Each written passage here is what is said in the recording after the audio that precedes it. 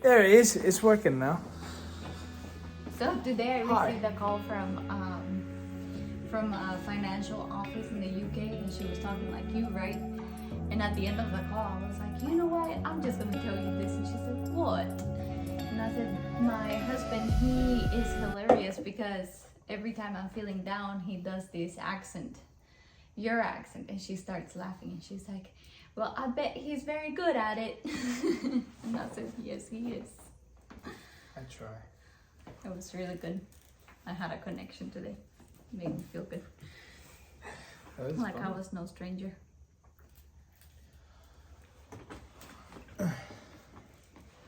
I keep liking to slide out of the view. That's your fault. Trying not to. If you get out of it, it's your fault. I move around too much. That's my problem. Okay, stay still. Still. See, I could have been on that show, Squid Games. Mm-hmm. Do the red light, green light. Red light.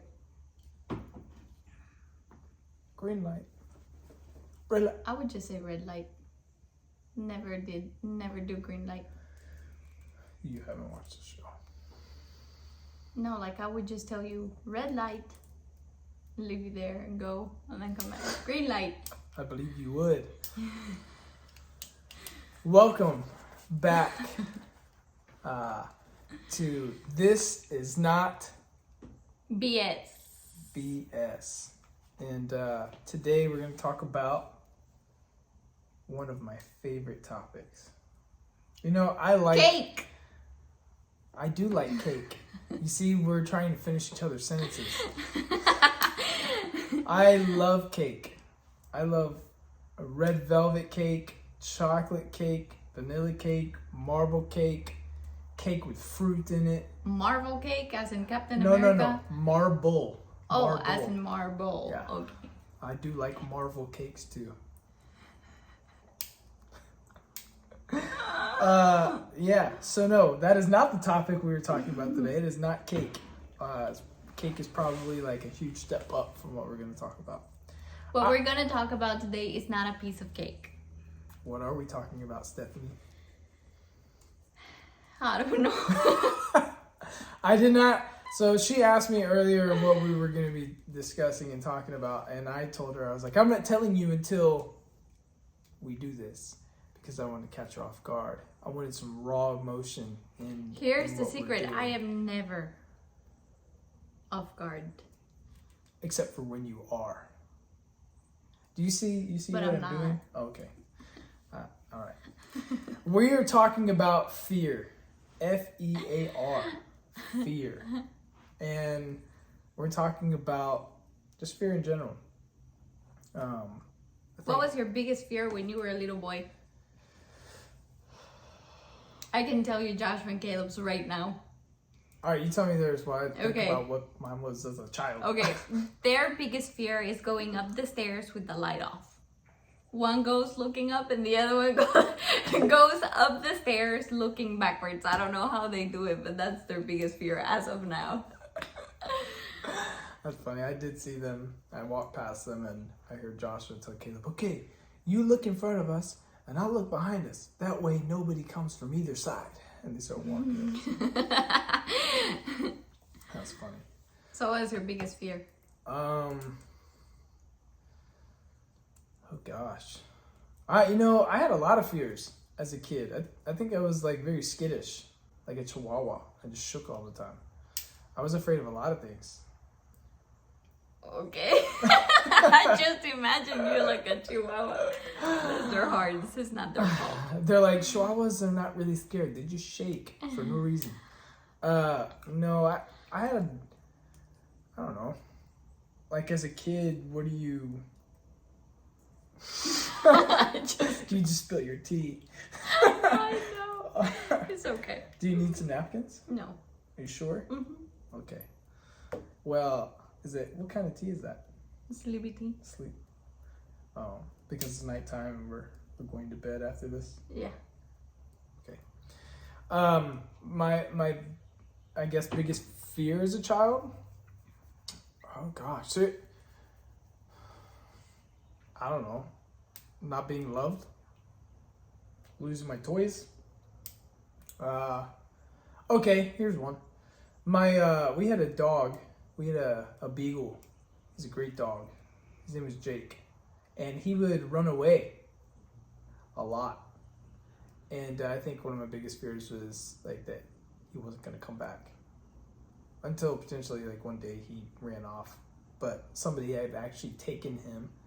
Theft. Have you heard of the phrase, whatever you fear, that's the thing you're going to face?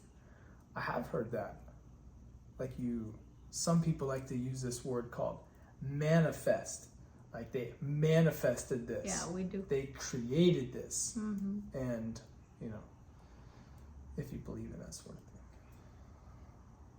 thing. It's like believing in things. Oh, okay. And somehow knowing inside of you that they're going to happen. I'm taking a dramatic pause. How do you think Steve Jobs got the greatest technology company ever? He dreamt about it. He planned on it. He marinated on it. He investigated. He researched. He did all of these things so you and I can have a wonderful phone and computer. Or... Oh, Lord. Like Bill Burr said in his interview with, I think it was Conan or Jimmy Fallon or something. He's like a group of scientists behind him who did the work. Like he wasn't sitting there welding and building it himself, but I don't know. I'm not everywhere all the time. Yeah. No, I believe in that kind of thing. But do you really? I do. I believe. And I'll tell you why. But not right now. Oh, Lord, I know what you're going to say. You did that. You know that? You did it. And you're talking crap right now. This is no BS. Don't be telling me you believe in this kind of thing because you did it. I will tell you, but I don't want to tell you right now. We'll get into that later. My question... Okay, so I answered yours. Now, what is your biggest fear as an adult? Right now? Right now in the season. Two young boys. Beautiful husband. The fact that you laughed does not tell... Handsome. Oh, no. Your girls are beautiful. I've been told many times that I'm beautiful and handsome. These girls, in the same sentence. they're just insatiable. Can you spell insatiable? No. In Spanish, I can. My biggest fear as an adult is to grow old and to know that I have failed in life.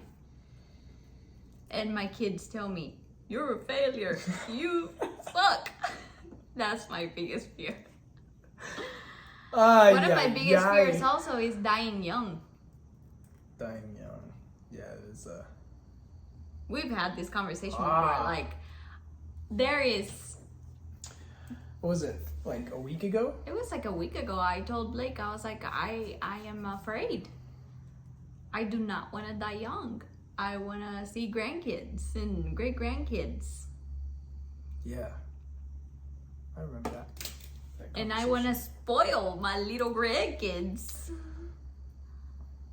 Yeah, me too. Is that your biggest fear too? As a child, we just talked about, but you know, like, my biggest fear as an adult. My biggest fear as an adult, obviously we have children, and you want to do everything you can to protect them, and I want to do everything that I can to protect them. And obviously, you can't protect them from everything in the world, right? But as a personal fear, my biggest fear is not completing my purpose here on earth. I believe God created all people for a specific purpose, whether it be to go to some place, create things, speak with people, change their lives, turn them around, help them get on the right paths or point them towards God. I believe that my purpose not being fulfilled. That is my biggest fear. To get up to heaven one day and stand before God and him go, you missed it. Yeah. Or not, well done, my good and faithful servant. I think that is my biggest fear is as an adult. And my fears change from time to time, and every other day I have to run them by Stephany, and I'm like, I don't want to die young either. Or I don't want this to happen, or this to happen. Yeah. So, yeah.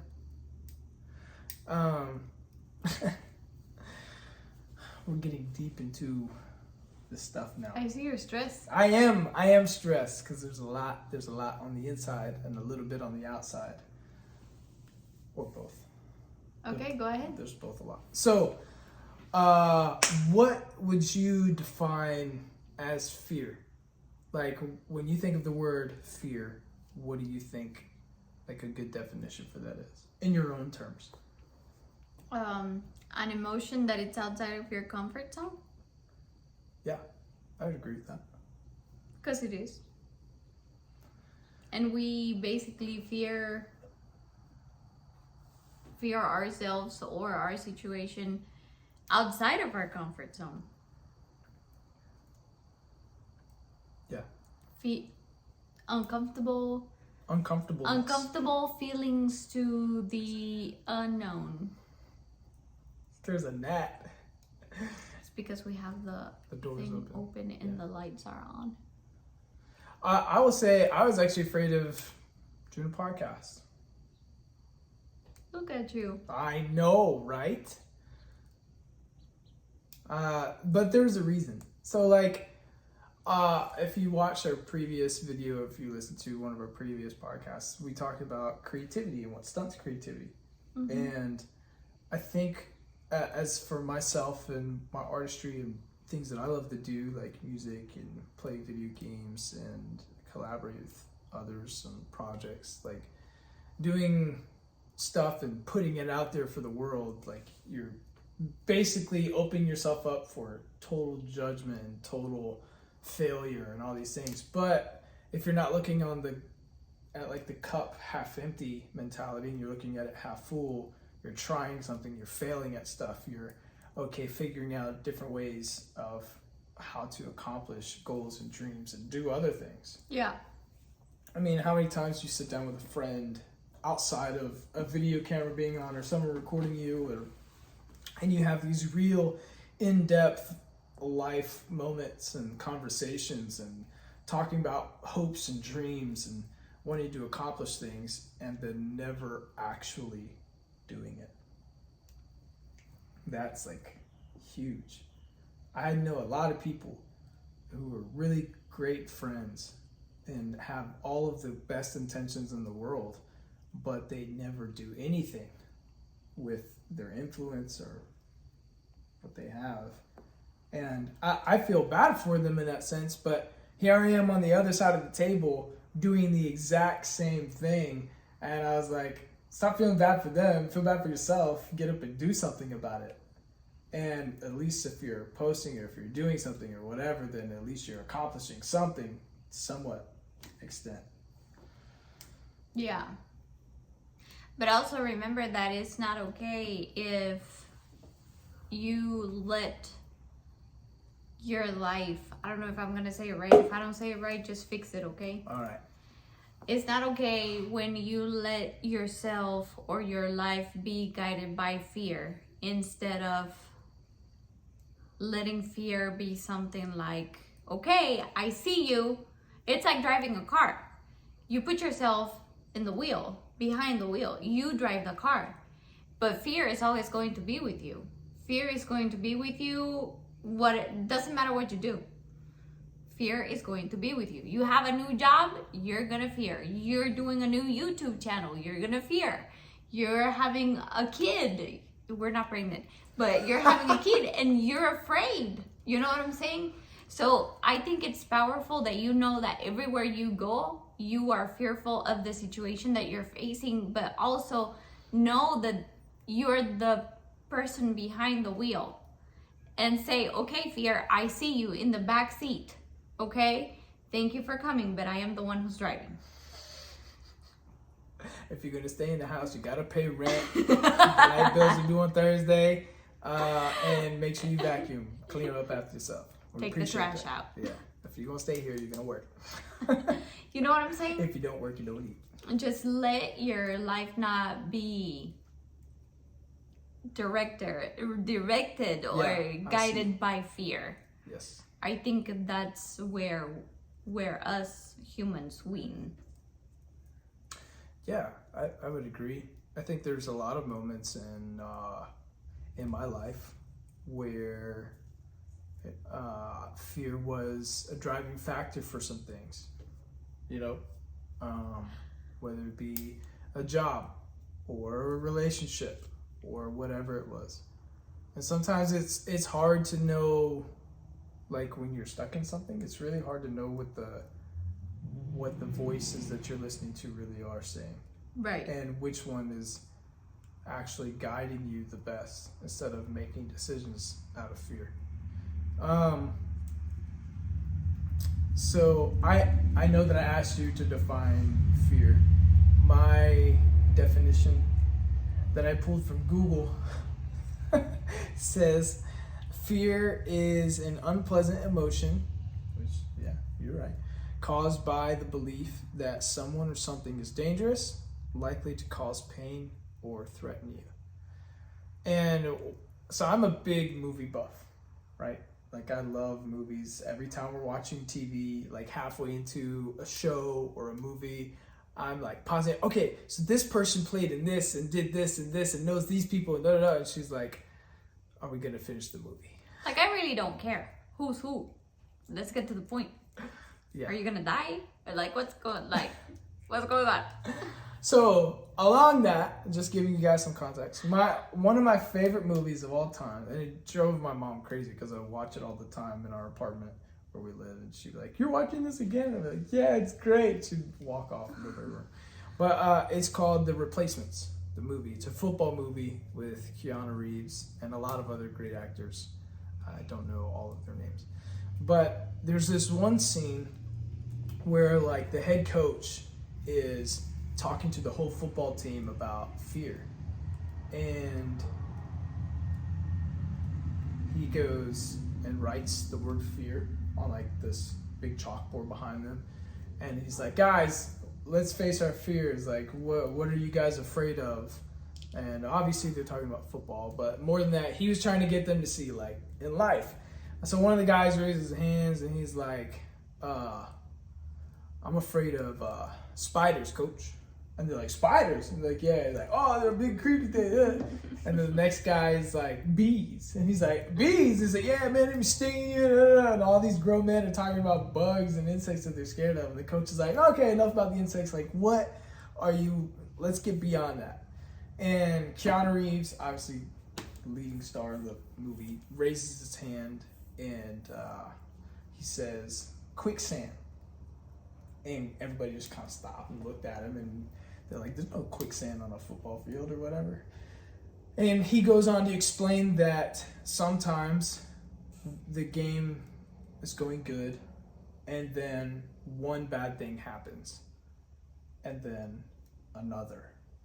And you think you can recover, but it's just one bad thing after another bad thing after another bad thing after another. It's quicksand. It just sinks you in until you can't breathe. You can't make decisions. And eventually the football team would lose. Yeah. Or in life, if you take that analogy and use that in life, a lot of us face these things where we feel like we're just getting beaten down over and over and over and over again. And you feel like you can't get out. And that can be scary. That can be really, really fearful. Mm-hmm. And I definitely, speaking from experience, have had my full moments of quicksand. So I would say that was something that I dealt with very much. What about you? I don't know. Elaborate on that.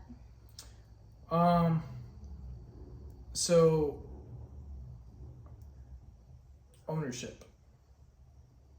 When you are an adult not even adult, but eventually at some point you have to take ownership of your own life, your own choices. The things and the decisions that you make affect you, affect other people, and you have to be willing to own up to that and say, yes, I made those choices, I made those decisions, and it turned out badly, and that's okay. Not only is it okay, but I learned from those mistakes, I learned from those consequences of those choices, and I moved on. So that's just painting a picture of context. But for me, fear is such like a mental game. It really is believing lies that I told myself, or like believing lies that the enemy would bring up, whether it be in past relationships or my parents or my family or whatever. You know, obviously bad things are bad things. Nobody wants bad things to happen to them, but occasionally these stuff just does. You know, life isn't supposed to be easy. It's not supposed to be comfortable. If it was, then there would be no point for hard work and success, and there'd be no point of Jesus dying on the cross for us, because then we wouldn't need a savior. But ultimately, we can't save ourselves. Mm-hmm. So, for myself, going through heartbreak, I don't know about you, but when you look back on some of your past relationships, like boyfriend-girlfriend relationships, when you're growing up, there's some really awkward moments. Maybe it's just me. Like when a teenager? Yeah, like when you're dating somebody. Oh, Lord. Did you? Yeah, we're going to get into it. Not even Christ wants to go there anymore. I mean, I was such an awkward teenager. Like, I won't say these people's names, but I went on a date, and it was bad. Mm-hmm. I could barely talk.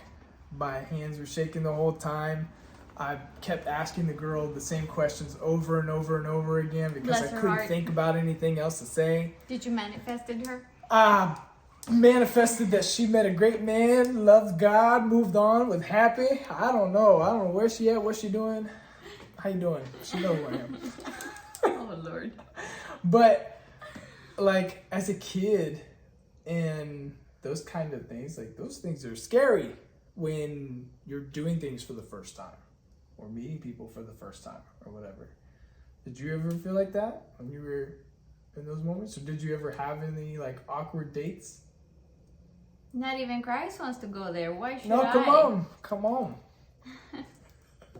Do it. No. What do you want me to say? Yes? I wanted you to tell me about it. If it was awkward? Yeah. Of course it was awkward. Okay, so what happened? It was awkward. It ended badly. You don't want to talk about it. It ended badly, and you know who you are if you're watching. Wow. Oh, wow. Oh. Well. You know, sometimes guys. Shut up. They say.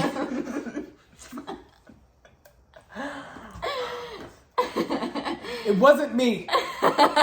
It was, but it wasn't. It was, but it wasn't me. Oh my God. Moving on. The point is, you were trying to help me with this illustration, and it was going so well. I mean, yes, it was awkward. Like. That's not what I was talking about. Okay, sorry.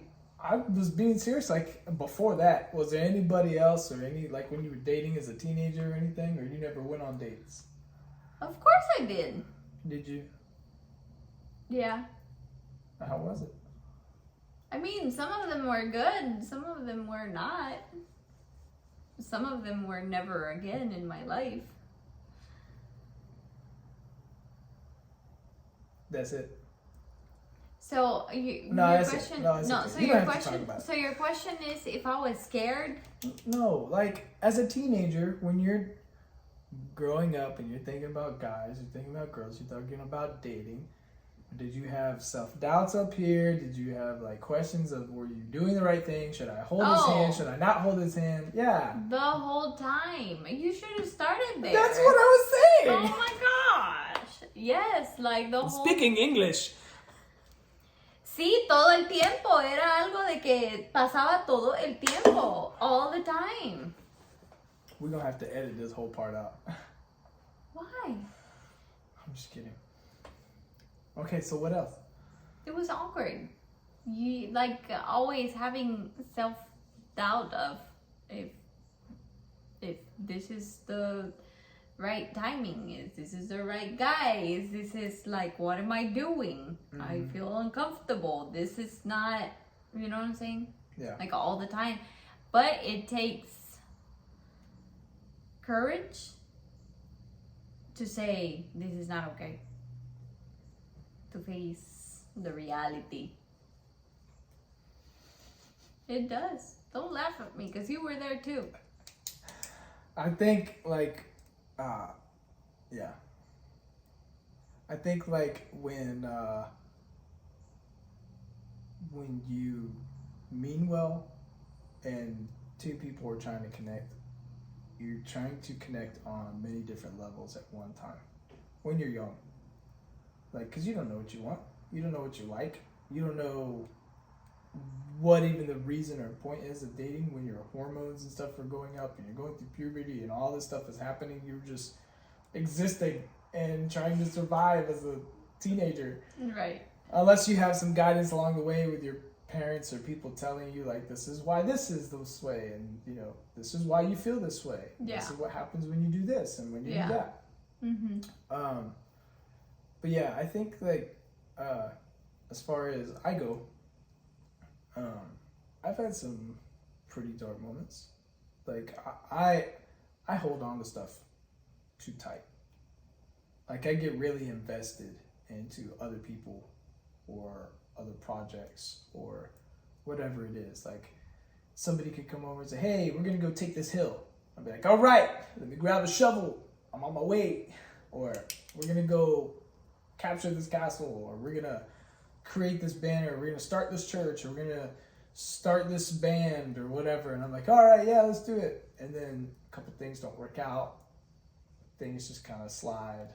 Things don't go the way that you thought that they were gonna go, and it just kind of sucks. Yeah.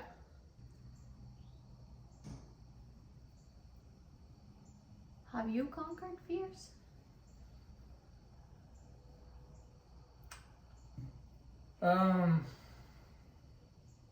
A lot of them, yeah. What kind of fears?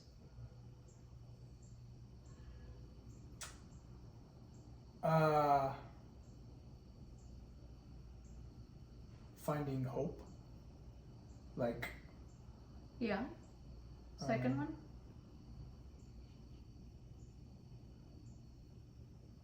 Knowing that there's going to be a tomorrow. Third one? Realizing that in my lowest moments that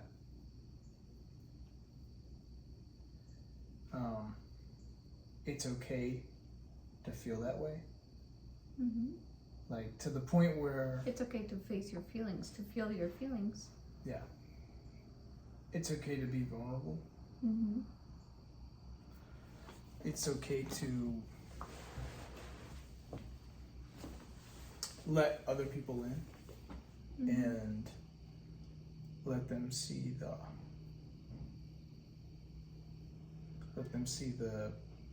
crap that you're going through. Mm-hmm. I mean, I was so down to the point where I was on my face every night crying on my knees. I remember sometimes like I wouldn't eat. Mm-hmm. I wouldn't talk to people. I got to the point where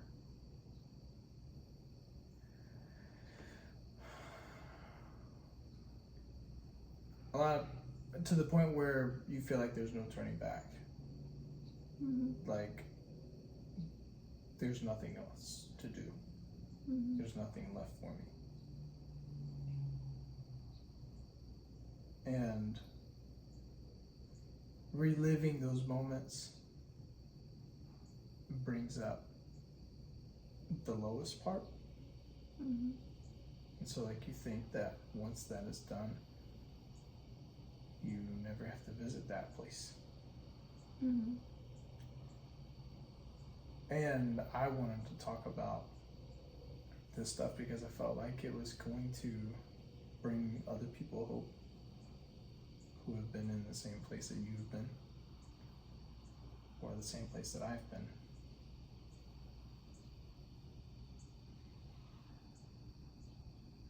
And you can call people to come help you. You can ask people to sleep in the room that you're sleeping in, or sit with you, or pray with you, or do whatever with you when you're in that low place. But ultimately, like, nothing helps. You watch TV shows, you listen to preachers, you listen to worship music, and over again the same songs that uplift you and uplift you and uplift you, and in a sense,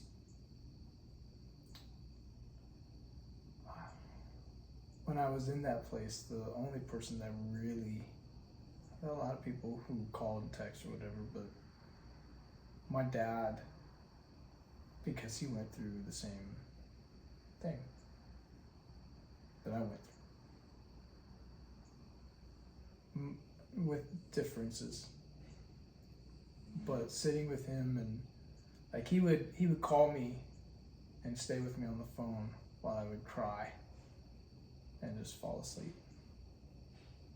and he would stay there until I fell asleep, maybe for an hour, maybe for 2. And then he'd call me the next morning, hey, how you doing? Did you eat today? Did you drink? What did you do? Are you filling yourself with good stuff, not bad stuff? Who are you surrounding yourself with? All those kinds of things. But I told him, I was like, it just hurts. And I have no way out, and I have no other way to describe like how I feel. And he said, son, there's a word, and it's the only word that I could think of, and it was despair. It's like, it's where nothing else matters, and you don't care anymore. Like, there were days where I would go to my work at the company that I worked at, and I would go to my office and I would close the door.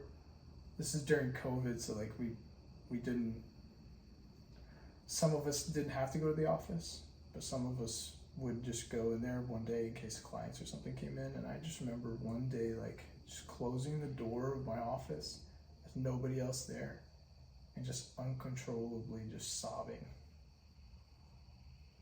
I'm supposed to be working, and I was just crying and listening to music again and again and again. And for me, the saving grace, like, and all of that was God. I had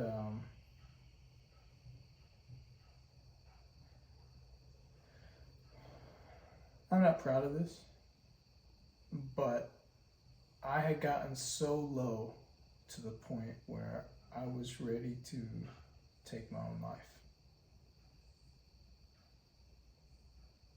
And I didn't know what to do. I know that I didn't need to be alone. I knew that the thoughts that I were having was not like of me, and nor did I want that. I just kept hearing that voice in my head, just end it, save yourself the pain, save yourself the heartache. And I texted and called everybody that I knew that was in the area and around or whatever, and I just cried and cried and cried. And Kimberly, my sister, FaceTimed me. it was like, when you're in the moment and like you're crying or whatever and you're going through stuff, like it just seems like things are going forever because you're not getting instant gratification, or you're not getting like an instant result or like an instant answer or a savior. And for me, like all I was thinking was, how can all of these things happen in life, and how can superheroes that, you know, save people day in and day out just show up at the last minute? I was like, I need that right now.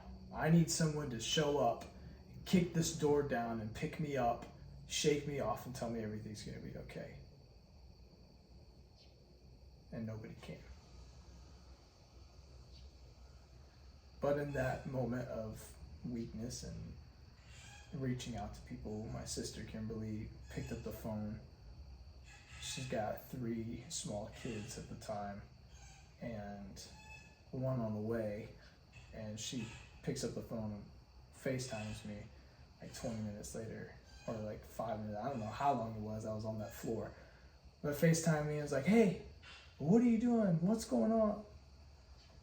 And I was like, I just can't do this. I can't do this anymore. And she just lost it and started crying and telling me how much she loved me and how much she cared about me. And she said, you don't know how special you are to people. Like, to give me hope and to give us hope. And if you were to leave, like, our family wouldn't be a family anymore, and da da da da, and all this stuff. And just encouraging me and telling me that I actually have worth, and that the choices and decisions that I make do matter. Yeah. And she stayed on the phone with me for I don't know how long, just encouraging me. And then after that, Kristen called, and it was just one call after another call of just people pouring in to me and telling me that I am loved and that I do matter, and the choices and decisions that I make affect not just myself but other people. And I'm a big proponent on that.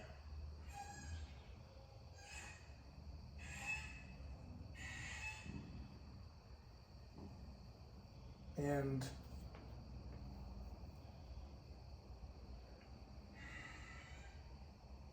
I want other people to know that even though life is hard and you may not be where you want to be in this life, but there's a purpose for you. You have a reason and a purpose for being here. And it does get better, because in that dark place that I was at, I could have ran off and started doing drugs, or ran off and started drinking myself to death, or throwing myself into all sorts of stuff to make myself feel better. But instead I didn't. I took my butt to the gym every single day. I busted my butt. I put on like 20, 30 pounds. I was putting on muscle and all sorts of crap, and you look at me now and you're like, really? I was like, it's a long story. Then the heart attack happened, and then you're in another dark place and all sorts of stuff. And it was just, I felt like Keanu Reeves talking in that thing about quicksand. I was just constantly getting beat down by life. Like, parents divorced, didn't finish high school, got a GED, a good enough diploma. That's what I call it. That's what my sister Kristen called it. And so that's why I call it that. And then moving out of home when you're 15, 16 and bouncing around from friend's house to friend's house trying to figure out life, and then coming to having to find love and relationships because you didn't get it in a place where you thought you should have gotten it in the first place, and going from one relationship to another relationship, and also trying to find God at the same time. Then fast forward, go into a job and things are going great. You lose the job, you lose the ones that you thought was supposed to be your forever, and then going through all of that hurt and that pain to a heart attack, and then after a heart attack, we come in full circle with losing a place that you paid for and you own, to now having to go back to live with your parents or your family. But through all of that bad stuff, it's really hard to look at the good things that came out of that. Like when you're at work and you're doing all these great things, you can accomplish this much and so much achievements.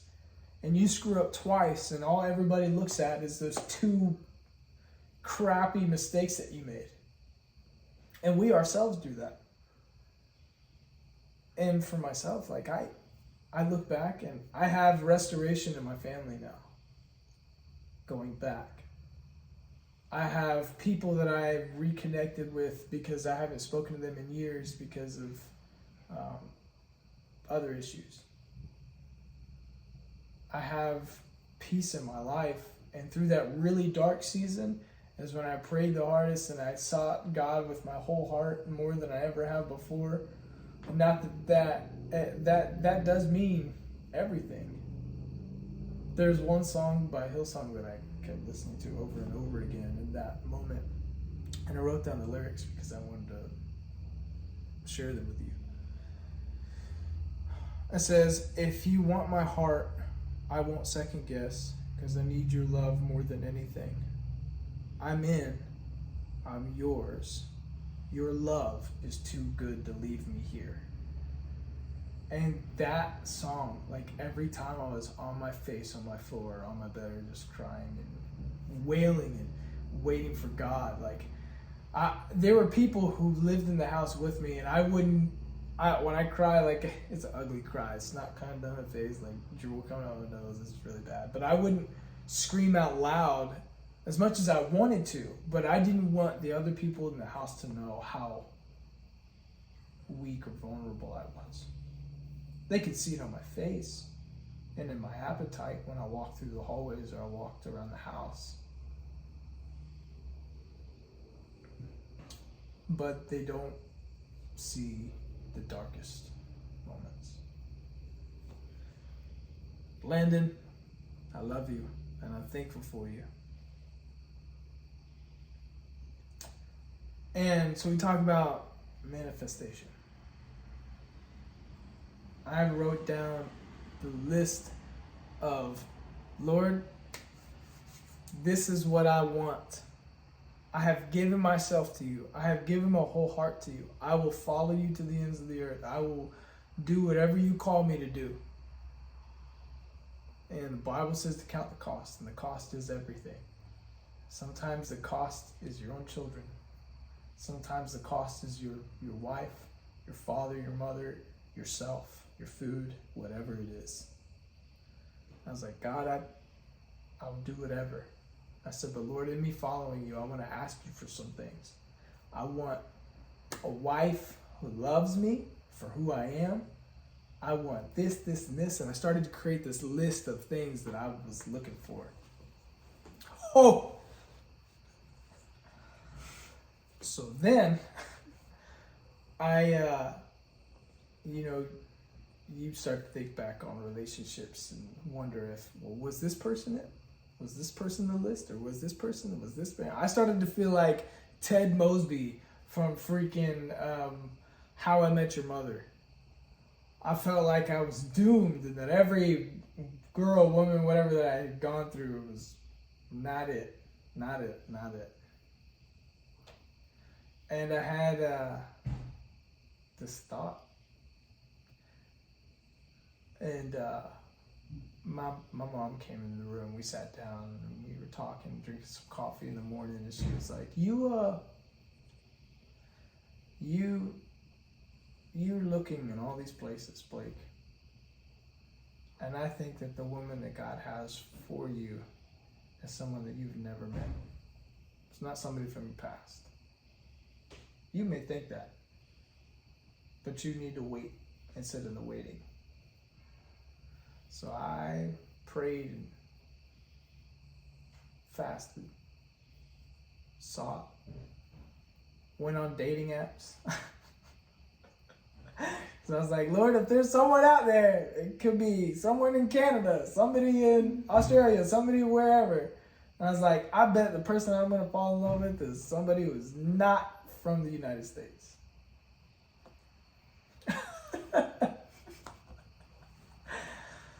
And you meet all these people and stuff, and I was like, okay, I'm not doing this anymore.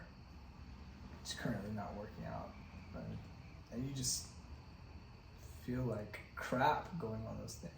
And I was like, I'm not wasting my time, my energy on this. I'm going to do other things. I'm going to play music. I'm going to go get involved with people at church and stuff. And stuff that really matters. Yeah.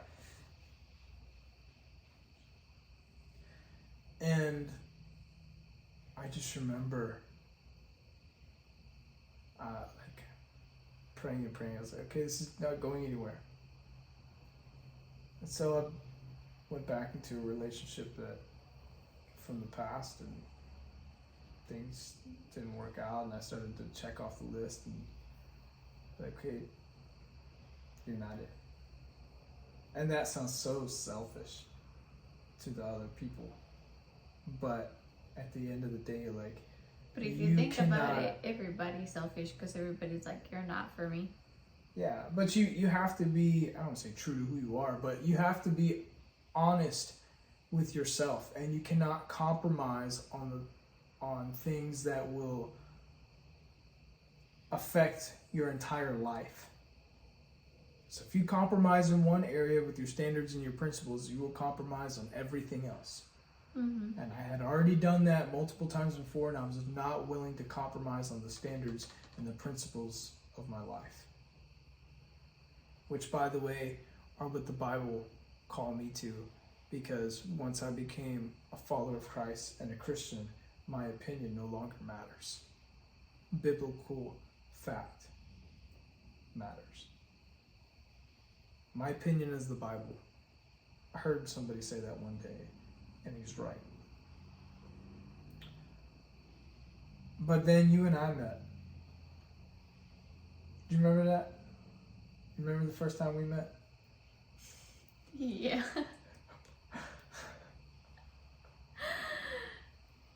She doesn't want me to tell the story. That's a story for another day.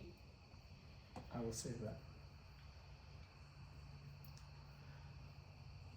But I remember, like, before that, I'd taken the list, crumpled it up, thrown it at the wall. Said, Lord, I'm not going to harp on this anymore. If you want it to happen, it'll happen in your timing and when you want it to.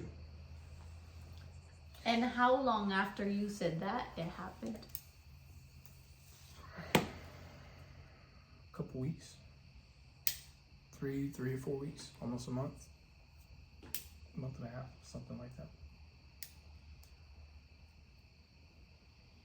Yeah. But I had, at that low moment, like, I'm talking about fear. I thought about all the other things that other people were doing to hurt me. I thought about the relationships of my family and friends and forgiveness. Will people forgive me? Will people care?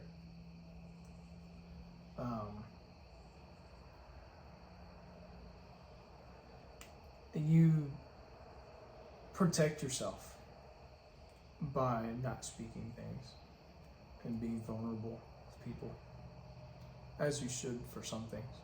Mm-hmm. I just felt like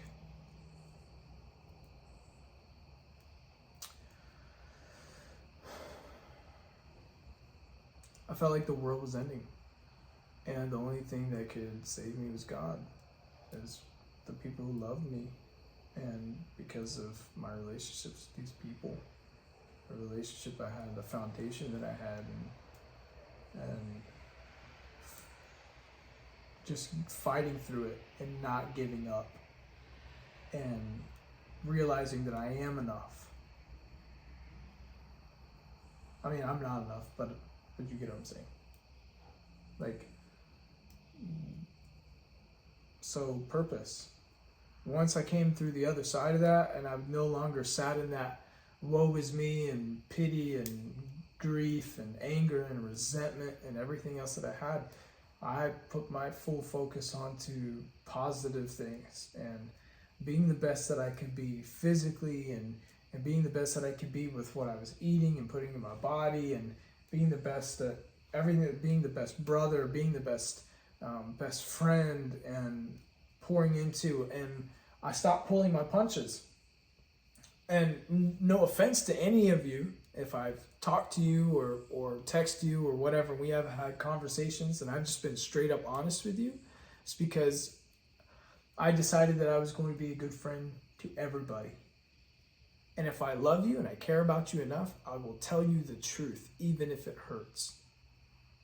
Because that's what love is. And I would rather you be mad and be angry at me because I told you the truth than to just say, oh yeah, that's great, and let you go on and walk in front of a train or do something stupid that's going to mess up your life. And a lot of you out there are making choices and decisions that are not very beneficial for you. So hear it from me. Stop. Move on. Let go.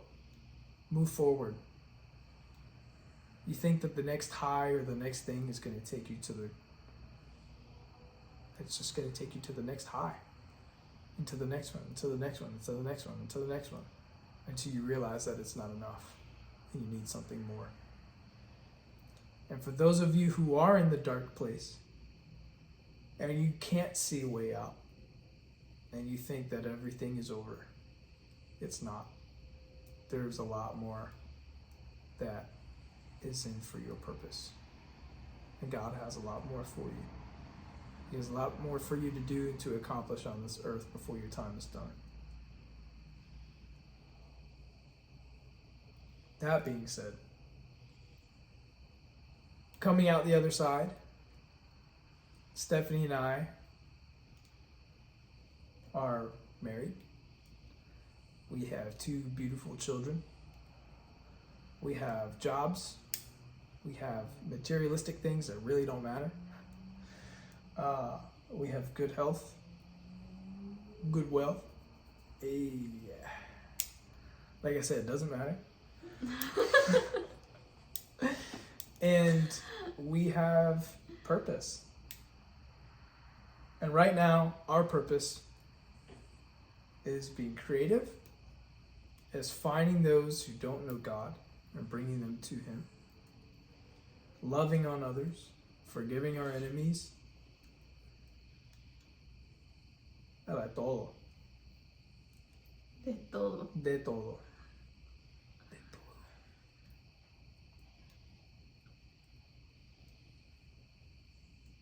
You brought me back. I did it. I mean, into the fold of this when I lost my way in the podcast. You're welcome. But yeah, I'm excited.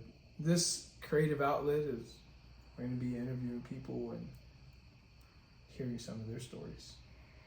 I am very proud of you. Thank you. I wonder how much of all of that they're going to hear in this. It really doesn't matter.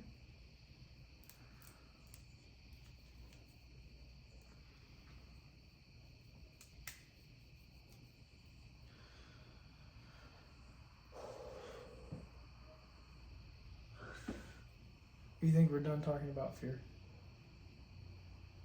Like I said, I am very proud of you for coming out on the other side and conquering the fears that you were facing a year ago. I think that one of the worst things that can happen to a human being is looking at yourself and say, wow, nothing has changed in a year. And I think you have changed and evolved in a year. I haven't been by your side for a year, but the time we've known each other, I think you have grown in a lot of ways. And you're an amazing friend, amazing boyfriend, amazing husband. You're an amazing father. Even though sometimes we feel guilt about some stuff, but you are amazing, really. And I'm proud of you. Thank you. I love you. I love you. I love you too. So this podcast is gonna be $300 for you. It's just because I don't want you to cry. She's charging me. Hey, I didn't cry. Aren't you proud? I didn't cry. I cried. Did you? I did. No jodas. My eyes are watering.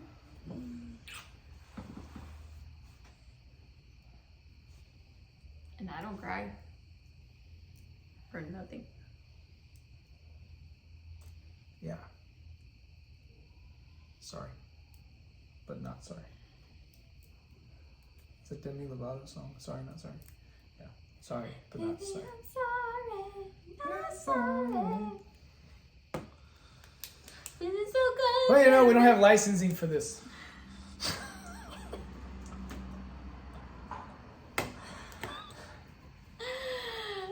It's still hot in here. So do you think that people would like to listen to our love story? Yeah. Those people who care and know us. I think everybody. You guys want to hear our love story? No, I think everybody's nosy when it comes to personal life. And so everybody likes love stories. It's like a dead fish. Yeah. Well, So by the time this is out, we're married. yeah, this will come out. After our wedding. Really? Yeah. Oh, wow. Yeah, you're right. We will officially be married. I mean, we're already married, but... That's what people are not supposed to know, baby. Oh, sorry. But they don't know because we haven't posted this yet. Oops, there it is. She does this thing where she laughs and I think she's going to kiss me, but she can't close her mouth, but she just laughs the whole time. What should we name this episode? This episode is called Everything Fell Apart While We Were Filming This. Including Blake. No, this is not BS for a specific reason. And we already said the reason in the first episode, so if you missed it, go watch it.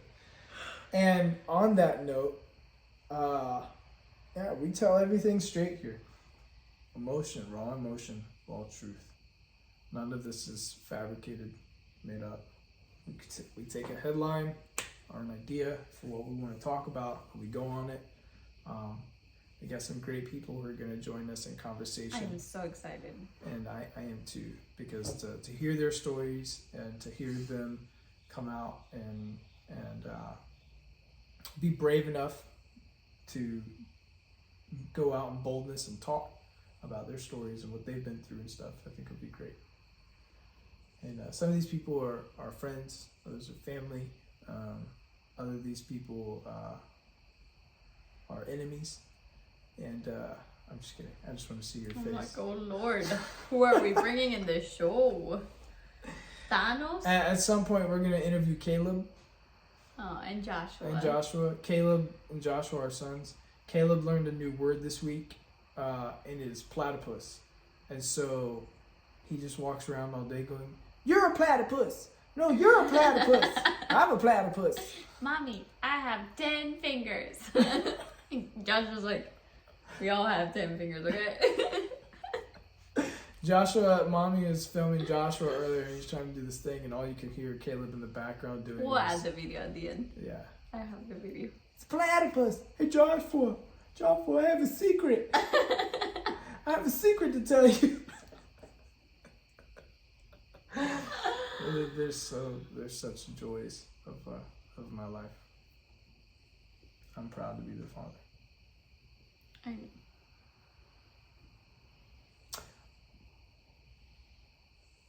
I know you are. Next time on This Is Not BS.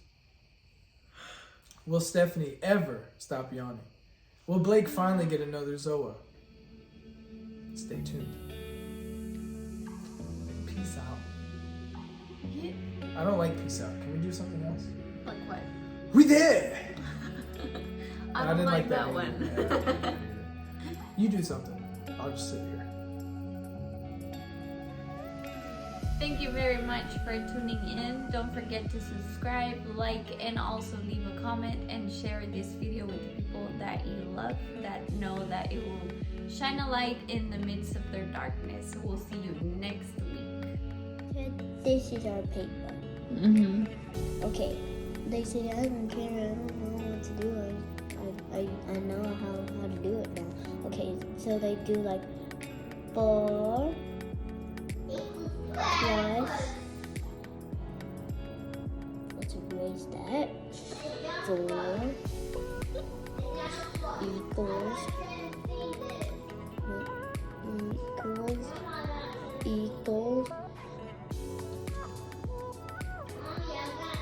8. That's how they will go in my class. Good job. Okay. I am glad you have 10 fingers. Are you glad you have 10 fingers? Are you glad he has 10 fingers? Yeah.